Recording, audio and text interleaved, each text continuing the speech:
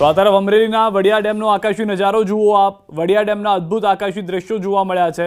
ડેમમાં પાણીની આવક થતાં એક દરવાજો ખોલવામાં આવ્યો છે। એક દરવાજો ખોલવાને કારણે પાણીની જાવકના આકાશી દ્રશ્યો અદ્ભુત જોવા મળી રહ્યા છે। પાણીથી છલોછલ ભરાયેલા ડેમના મનમોહક દ્રશ્યો ડ્રોનમાં કેદ થયા છે। વડિયા ડેમ આસપાસમાં લીલીછમ હરિયાળીના મનમોહક દ્રશ્યો પણ જોવા મળી રહ્યા છે।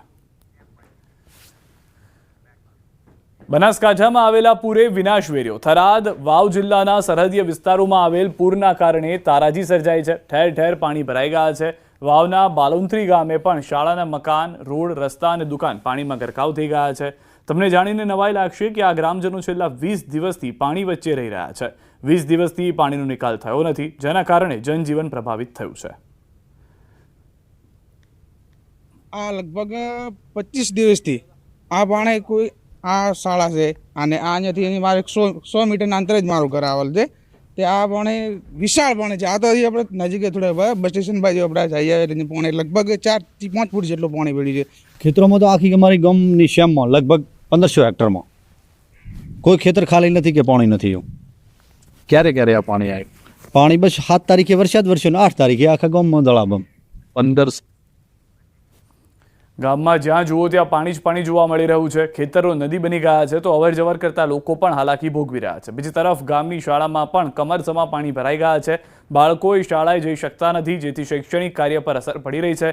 અંદાજે 500 એકરથી વધુ જમીન હાલ પાણીમાં ગરકાવ છે। સ્મશાન ગૃહ, ઓરડાઓ, બસ સ્ટેન્ડ બધું જ પાણીમાં ગરકાવ થઈ ગયું છે। વાવ તાલુકાના બાલુંદ્રી ગામમાં જઈ રહ્યા છીએ। આ ગામની હાલત એટલી ખરાબ છે કે 20 થી વધુ દિવસ થવા છતાં પણ આ ગામમાં પાણી જ પાણી છે। ટ્રેક્ટર લઈને અત્યારે અમે ગામમાં પહોંચી રહ્યા છીએ। આ ગામની પરિસ્થિતિ એવી છે કે આ ગામમાં કોઈ સાધનો નથી જઈ શકતા અને ગામમાં અત્યારે પણ પાણીમાં ગરકાવ જોવા મળી રહ્યું છે। અને છેલ્લા 5 દિવસથી ગામના જે આગેવાનો છે તે પાણીના નિકાલ માટે વાવ મામલતદાર કચેરી ખાતે ધરણા પર બેઠા છે અને માંગ કરી રહ્યા છે કે જેટલા સુધી પાણીનો નિકાલ નહીં થાય તેટલા સુધી તેઓ ધરણા પર બેસશે। આ બાલુંદ્રી ગામની પ્રાથમિક શાળા છે કે જે અત્યારે પાણીમાં ગરકાવ જોવા મળી રહી છે। આ દ્રશ્યો આપને બતાવી રહ્યો છું સીધા આ બાલુંદ્રી ગામની પ્રાથમિક શાળા કે જ્યાં અહીંયા વિદ્યાર્થીઓ અભ્યાસ કરતા હતા તે ગામની શાળાની આ પરિસ્થિતિ જુઓ। શાળાની પરિસ્થિતિ શું છે? અત્યારે સુધી અભ્યાસ પણ બંધ છે। વિદ્યાર્થીનો અભ્યાસ બગડી રહ્યો છે। વિદ્યાર્થીઓ ફરી શાળાએ આવે અને ગામમાંથી પાણીનો નિકાલ થાય તે માટે ગામના જે આગેવાનો છે તે વાવ મામલતદાર કચેરી ખાતે અત્યારે ધરણા પર બેઠા છે। એક મોટર ચાલુ કરી છે પણ મોટરથી આટલું બધું પાણી નીકળે એમ નથી। સરકારને રજૂઆત કરી છે, રજૂઆત કોઈ સાંભળતું છે નહીં। 5 દિવસથી અમારા માજી સરપંચ બેઠા છે મામલતદાર કચેરીમાં, પણ કોઈ હજુ સુધી કંઈ વ્યવસ્થા થઈ નથી। કામ ચાલુ છે, હજી કામ હજી ધીરે ધીરે ચાલુ છે, હજી એકદમ ઝડપથી સ્પીડથી કામ ચાલુ નથી અત્યારે। અનેક એવા ગામો છે કે જે ગામના રસ્તાઓ હજુ ચાલુ નથી થયા અને વહીવટીતંત્ર દાવો કરી રહ્યું છે કે તમામ ગામોમાંથી પાણીનો નિકાલ થયો છે, પરંતુ ગ્રાઉન્ડ ઝીરો પર હકીકત એ છે કે હજી પણ અનેક ગામો પાણીમાં ગરકાવ છે। કિશોર તુવર, ન્યૂઝ 18 ગુજરાતી, વાવ। ગ્રામજનોનું કહેવું છે કે તેઓ વારંવાર રજૂઆત કરી ચૂક્યા છે, પરંતુ પાણીનો નિકાલ નથી થઈ રહ્યો। જોકે તંત્ર દ્વારા પાઇપલાઇન દ્વારા પમ્પિંગ કરીને પાણીનો નિકાલ કરવામાં આવી રહ્યું છે, પરંતુ આ પાઇપલાઇનથી ક્યારે પાણી નિકાલ થશે તે કોઈને ખબર નથી। 20 થી વધુ દિવસ થયા છતાં પાણી નિકાલની વ્યવસ્થા ન થતાં ગ્રામજનો હાલ વાવ મામલતદાર કચેરી ધરણા ઉપર બેઠા છે અને માંગ કરી રહ્યા છે કે સત્વરે પાણીનો નિકાલ કરવામાં આવે। વાવ તાલુકાના બાલુંદ્રી ગામમાં જે વરસાદી પાણી ભરાયેલા છે તેને લઈને આંદોલન ચાલી રહ્યું છે। આપને દ્રશ્યો પણ બતાવીશ કે મોટી સંખ્યાની અંદર જે ગામ લોકો છે તે વાવ મામલતદાર કચેરી ખાતે ધરણા પર બેઠા છે અને ગામ લોકોની માંગ છે કે તેમના ગામમાં જે વરસાદી પાણી ભરાયેલું છે તેનો કાયમી નિકાલ કરવામાં આવે।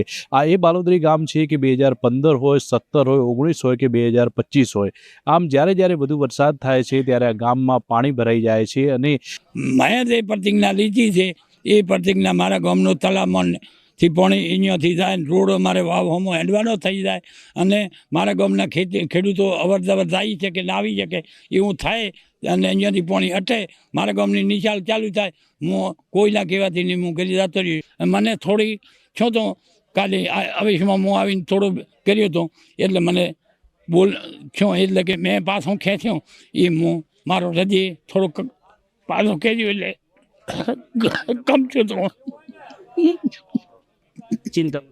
કાકા છે રૂપસીભાઈ, જેઓ ગામના આગેવાન છે, ગામ માટે પૂરતી રડી આંખોમાં આંસુ છે. આ રૂપસીબેનના આંખોમાં આંસુ છે, ગામ માટે આંખોમાં આંસુ છે, કારણ કે ગામ માટે તેઓ અનશન પર બેઠા છે. 5મો દિવસ છે. કોમ ચાલુ છે એટલે હવે મને આશ્વાસન દીધું એ કોમ ચાલુ છે.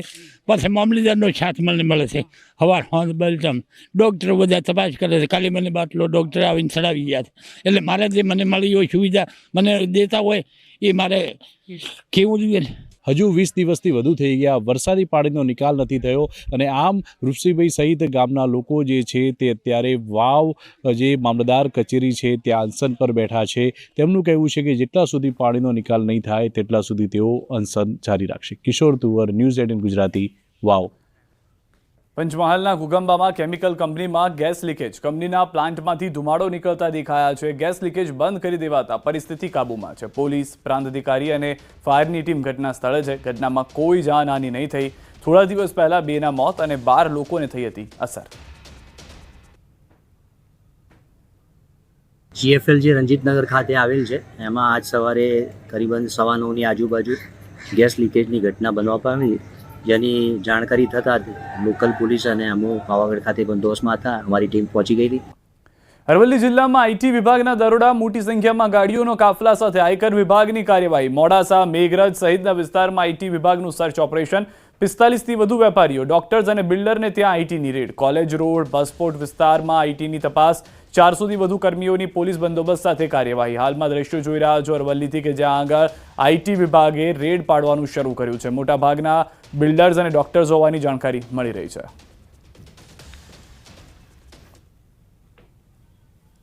અરવલ્લી જિલ્લાના મુખ્ય મથક મોડાસા શહેરમાં વહેલી સવારથી આયકર વિભાગના દરોડા પડ્યા છે અને મોટી કાર્યવાહી હાથ ધરવામાં આવી છે. લગભગ 70 ગાડીઓના કાફલા સાથે 45થી વધુ સ્થળો ઉપર આ રેડ પાડવામાં આવી છે. ખાસ કરીને આપણે ઊભા છીએ કોલેજ રોડ ઉપર મોડાસા શહેરના ફેઝાન કોમ્પ્લેક્સમાં કે જ્યાં આવેલી બિલ્ડરની જે ઓફિસ છે ત્યાં હાલ સર્ચ ઓપરેશન હાથ ધરવામાં આવ્યું છે. મોડાસા શહેરમાં વિવિધ ડોક્ટર્સને ત્યાં તેમજ અને વેપારીઓને ત્યાં પણ દરોડા પાડવામાં આવ્યા છે. આપ જોઈ શકો છો દ્રશ્યોમાં કે જે પ્રકારે વહેલી સવારથી ગાડીઓના કાફલા સાથે આયકર વિભાગ, આઈટી વિભાગની રેડ પડી છે. તેમાં નાણાકીય વ્યવહારો તપાસવામાં આવી રહ્યા છે.